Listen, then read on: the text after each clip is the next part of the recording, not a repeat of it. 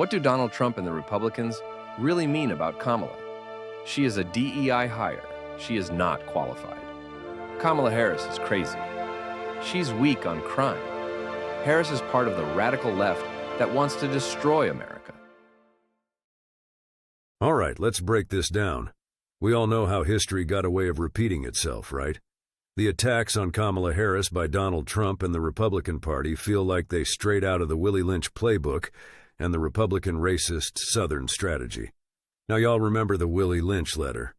That infamous letter supposedly giving slave owners a blueprint on how to control black folks by pitting us against each other.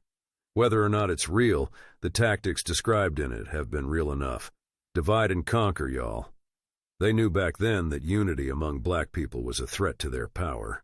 Both historical strategies were about control and division, and it seems like those same tactics are being dusted off and used again today. The Willie Lynch letter, whether it's real or not, laid out a method to keep black people oppressed by setting us against each other. Black women against black men, young people against the old people. It was all about divide and conquer. Now look at what's happening with Kamala Harris. Trump and his cronies are trying to tear her down, questioning her qualifications, her character, and her citizenship, just like they did to President Obama. It's not just politics. It's a modern twist on an old strategy to divide us and maintain their grip on power. Kamala Harris is a powerhouse.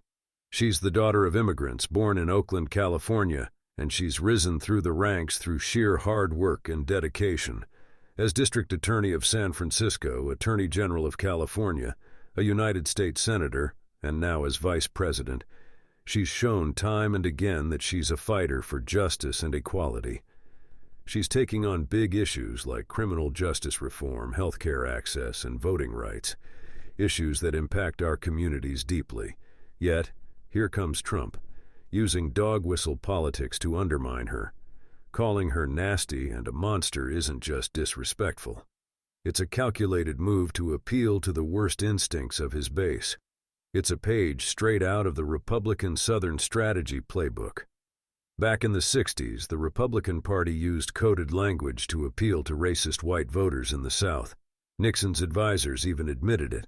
They couldn't say outright what they meant, so they used code words and fear-mongering to divide and conquer. Today we see the same tactics. Trump and his allies question Kamala's citizenship, painting her as the other to stoke fear. They try to label her as a radical, hoping to scare people into voting against their own interests. It's all about maintaining the status quo and keeping the power in their hands.